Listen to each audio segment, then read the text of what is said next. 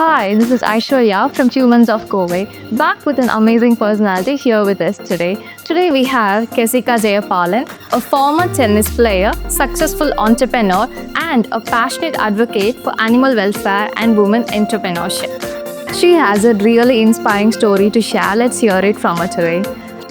Kesika, can we know actually what inspired you to transition from professional tennis player to entrepreneur and a social activist? So tennis player was never really part of my dream. I was more of my dad's. So he wanted me to be involved in sports. He wanted my brother also to be involved in sports. So that is something that I did for him. And also eventually, of course, got into it. I played tennis for a major part of my life. And, it was like I was sleeping, eating, walking tennis at one point of time. But I think wanting to be an entrepreneur is something that was ingrained in me from a very young age. Both my parents were entrepreneurs, so I grew up watching them, talk about businesses, ideas, and things like that. So, and my dad always encouraged me to do something on my own. I think he would tell me, even if it's something small, he'd say, I would really like for you to do something by yourself. So that's how my entrepreneurial journey began. In terms of social work, I think I draw a lot of inspiration from my mother. So I've seen her help out a lot of people in need, whether the people, older people on the streets, trying to get them, shelter, trying to put them in places where, where they can get the support they need, to supporting people regularly, to helping students, paying for their colleges, their tuition and all that. So I think I've been inspired from a very young age. And I love dogs. So I think, not just dogs also, although now I work with them full time as part of my social work. I think there are a lot of things I do want to do in the future. So I've kind of had both my entrepreneurial side and the social work side modeled at home. So I think that's where it all started. Okay. You got actually amazing supporters in your home. So that is where your inspiration actually came from. Absolutely. Absolutely. Kinsika, can you tell us how do you manage the roles of a director as a real estate founder and also founder of a women networking club? So I have a very supportive, full-time role. So I work at Lands and Lands in the real estate company, and it's been a 7-year journey with them. And real estate is this company is somewhere where I've learned a lot, for the business side of things. Real estate in Coimbatore, it's not an easy thing. So I think being a part of this company, from learning the culture to how to run a company, I've learned a lot from the company, right? So, and also I'm very thankful because they give me a little bit of flexibility. So since I have that, I'm able to do a couple of things on the side as well. So my roles are defined, and the timing that I give to the company are well defined. So I'm able to schedule other things as part of my work day. Nice, you're actually managing both really well. Thank you so much. Can you actually tell us what was your motivation behind starting the Vajra Foundation and how do you see it impacting Coimbatore? That's a very interesting question. Something very close to my heart, the entire cause. So I've loved dogs since I was a kid, and I grew up with dogs. Although we moved into an apartment briefly, and then we couldn't have dogs anymore. So I was waiting for us to move into our own space so I could have dogs again. Dogs were a major part of my life, and I was volunteering with a couple of organizations, spending whatever little time I could, with rescues and helping with adoptions and things like that. And that's when I did a few rescues and things like that, I realized that there are not enough people doing, in this field. So that's when I realized I always knew that I wanted to do something bigger in later point of my life. But the reason I started so soon is that I realized the dogs need us now. It's like, everything else can wait. So I really wanted to prioritize that. So I went ahead just, again, because of coming from a supportive family, they were supportive about the idea. And I really wanted to do something to impact, bring in real change. So I went ahead and registered the organization, and I started right away, honestly. So, and I also did a lot of research. I wanted to make sure that the work that we do has a lot of long-term impact. So that's why I did not go into rescues or adoptions. I did a survey. I did a lot of scientific work and, research related to this to see where we can, impact real change and long-term change. So I visited a lot of centers across, South India, talked to a lot of people who've been in the field for a long time. And yeah, the rest is history. It's been 3 months now, and We're doing as much as we can. It's not an easy field to be in. It's There are hurdles every single day, and it's not an easy job. But knowing that we're able to help out dogs live better lives on the streets, I think it keeps us going. Amazing. Actually, you have done an amazing background research work as well. And you also told that there were very few people currently taking this initiative and you wanted to take the first step. That is amazing. Thank you for doing that actually. I am not one of the first people, but definitely I think in the city doing more work on this side, I think we're one of the very few people as an organization. I can't take the sole credit for all that we're doing. We're in a big team that's doing a lot of work. But yes, we're looking at, and my dream for this organization in general, our goal for Coimbatore is to make the city a model city for animal welfare. So I want to be one of the first in the country to have completed, sterilizing the major part of, the community dogs. So both humans and dogs can lead a good coexisting life. Amazing. Can you actually share the success story of Dogs of Coimbatore? So again, similar to what I shared earlier, I started it off wanting to bring in real change. So that's why we work on the root cause of the problem. So Dogs of Coimbatore works on three main pillars. One is animal birth control, the other is anti-rabies vaccination drives, and then the third one is awareness. So I felt these three combined together can bring in long-term real change. So we started off doing a survey in Coimbatore. It was the first of its kind in Tamil Nadu, and we did it in 2022.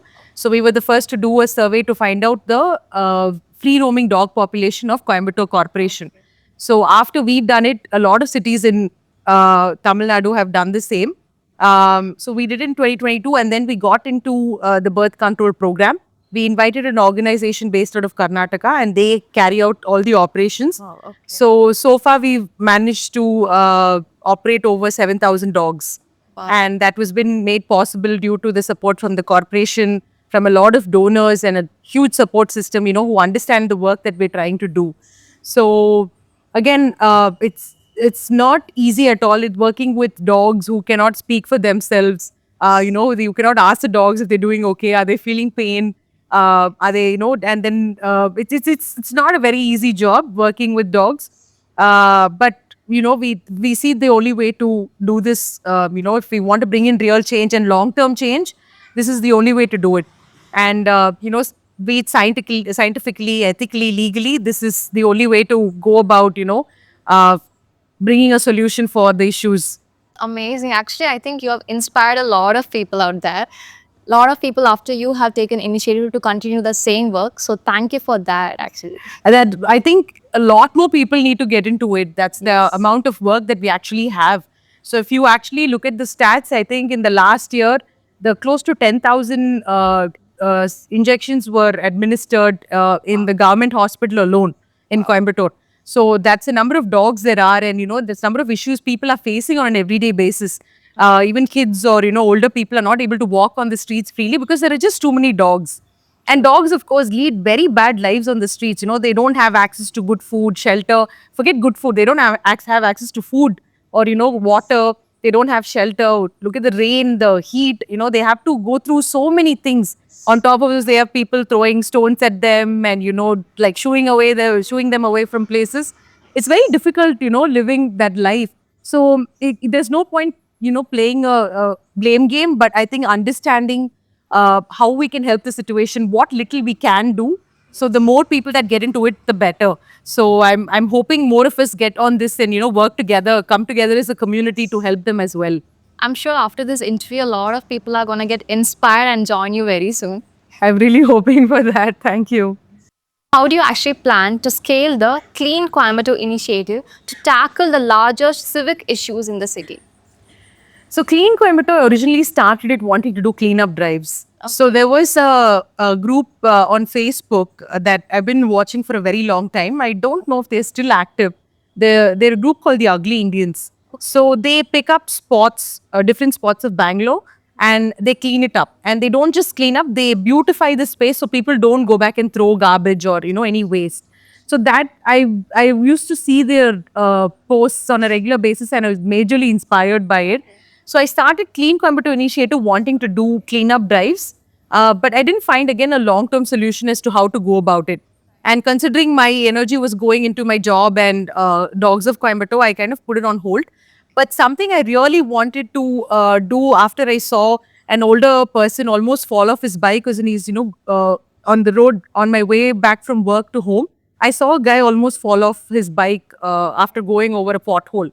So I was, I mean, it was a very narrow escape. If he had fallen, there was a good chance that he would have hurt himself very badly. So that kind of inspired me wanting to do something about it. I reached out to several, government organizations to see if they could do something, but I didn't receive any help at the right time. So I, again, did a bit of research and I found out that there are things that we can do ourselves. It's not always about waiting for the government people or the authorities to do something, because after working with them, I realized that they also have their hands full and their resources are also limited. So and coming with a country, living in a country with such a large population, it's not easy for them to handle either. So there are small things that we can take up. All of us, the small things we can do to, support the community. So that's how Clean Coimbatore started. The pothole project started.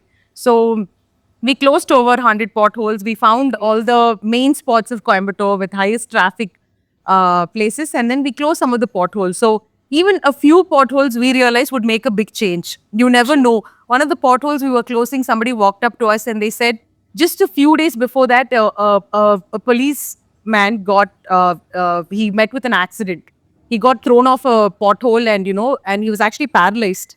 So I felt bad that we weren't there earlier to do that, but I realized we would have actually saved, someone's life. So that initiative was very close to my heart. Although it is not active right now, I definitely plan to get back and do something long term with the same project. Amazing. Actually, it's really commendable what you're doing. It's not necessary that you should be doing this, but still you're taking initiative and doing it. This is actually my favorite question. What advice would you give to the woman, any woman who's currently in a city or someone who's watching this interview who actually wants to follow their passion like you? I think women don't dream big enough. I too. I think we don't give ourselves enough credit. I don't think we take out the time to understand what we need, what we want to do, where we want to be, who we want to be. I think women in general are so. I think it's ingrained in us to constantly think about others, Yeah. right? So it be it parents or your significant others, then your children, the in-laws, everybody. I think women always have that. I think it's great. I think it's what makes us unique, and I think that's the same reason what will make us great leaders, because we can think about multiple perspectives. So I think for the women out there, what I think, dream really big, dream wild, have crazy big dreams and goals, and knowing that you have it in you to achieve it, right? And I think we'll find a way.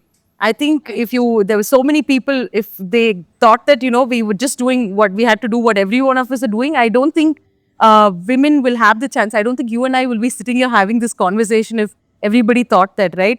I think my mom and dad dreamed differently for me. They wanted something larger for me. I also went through a lot of hurdles that, a lot of, women, from a typical city like Coimbatore go through. I faced a lot of challenges. But over a period of time, I think, they gave me the freedom. They figured out what was close to my heart. Then they prioritized my happiness. So they were not always on board with everything I wanted to do.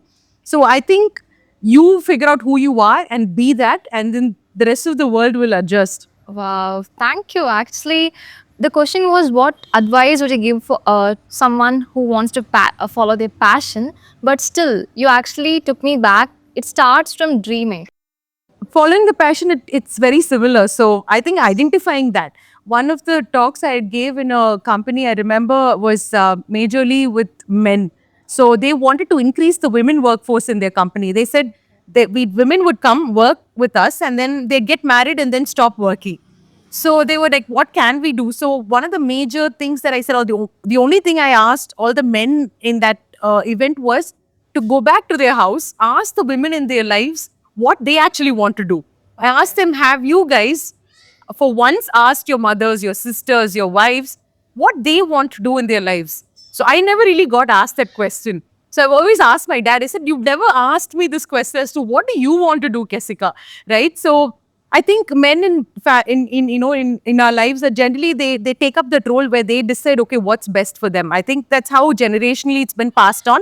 It's nothing wrong, but I think also it's time for us to start speaking up. True. And and start voicing out what we really want. So I think knowing and owning what we're passionate about, what we want to do, no matter what, like, you want to travel, you want to be an entrepreneur, you want to, be a homemaker, no matter what it is, it's what makes you happy. You can be passionate about anything. It doesn't have to be about money making. It doesn't have to be a non-profit. It can be literally anything in our lives. But I think knowing and owning that and voicing it out, I think is a great first step.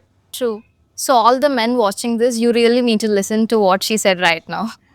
Can you tell us about the impactful project you're doing, the Women Networking Club, and what were the results out of it? What you got out of it till date?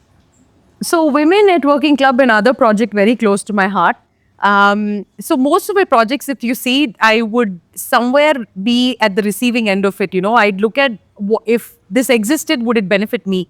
Or if I was looking into something and I didn't think, oh, if I felt that way, that's kind of how I start looking at any opportunity, be it a non-profit or a for-profit. That's the mindset I have for both. So as a small business owner myself, I felt there weren't enough platforms for women to come out and, Very really meet and network. And it was right around COVID time and everything was so digital. So, and, there are and so many new small businesses propped up and, everybody started with, social media coming up.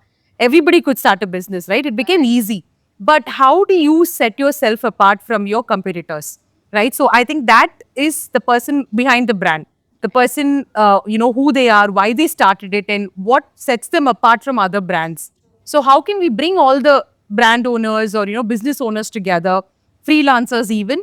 So, so I looked at existing networking communities, and a lot of them either were in numbers, were dominated by men, or did not really cater to small business owners.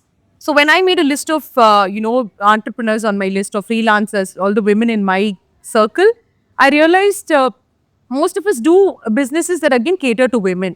So that's why I thought, okay, why bring men into the picture? And then the whole Women Networking Club came into being. So I wanted to keep it very informal, fun, and at the same time where we can learn, nurture, help each other grow. So that's the kind of community I wanted to build.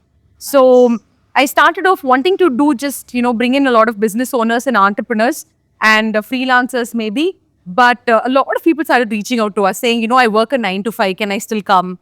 And I'm an aspiring entrepreneur, can I still come? So I realized you don't have to be a business owner to network with a fellow business owner, right? So, and as a business owner, all women were part of my target audience. So we opened it up completely. So it's been 3 years now. We started off with 4 cities in India when we launched the project.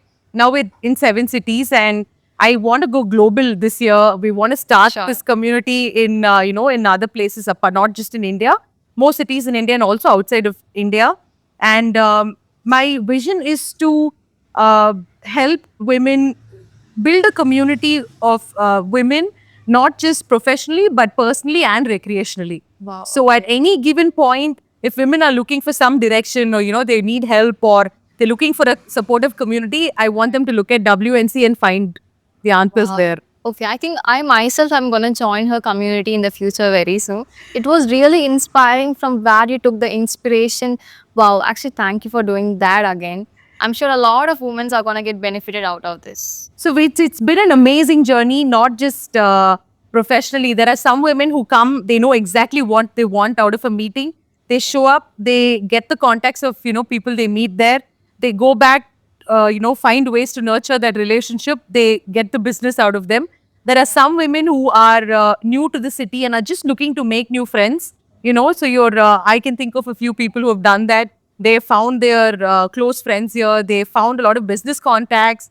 They just come to have a good time, come relax, talk to other women, have a good chat and then discuss about nothing. And, just relax and go back. And, that's what most of us women want, considering we're doing so many things.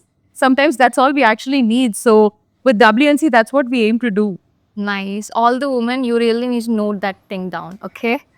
What's next for the Vajra Foundation? And where do you think in the next 5 years it's gonna be? I think the next couple of years, I'm going to be busy just upscaling what I am doing. I think I want to scale, be it my business and be it Vajra Foundation with Dogs of Coimbatore and Clean Coimbatore. I want to take it to a much larger scale. So I think for the next couple of years, I don't see myself starting anything new. But some things that I'm very, very passionate about, apart from these initiatives, is I want to do a lot of tree planting drives.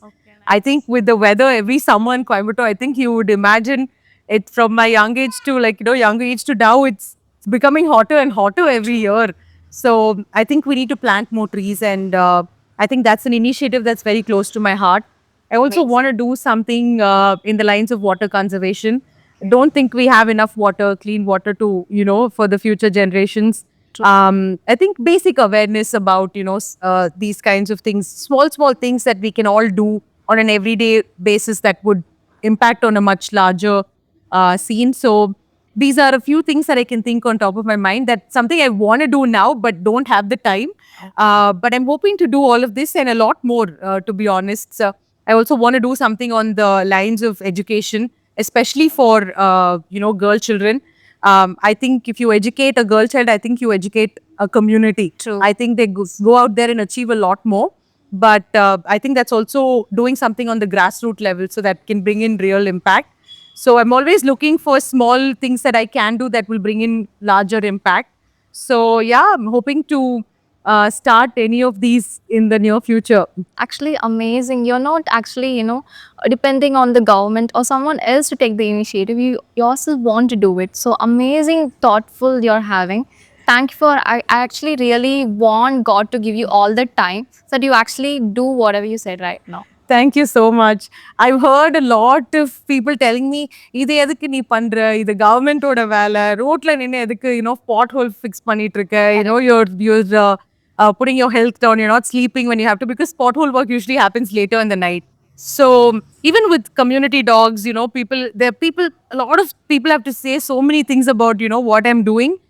But like I said, after I started working with the corporation, or after meeting with a lot of officials, what I've realized is they got their hands full. They have so many things to focus on.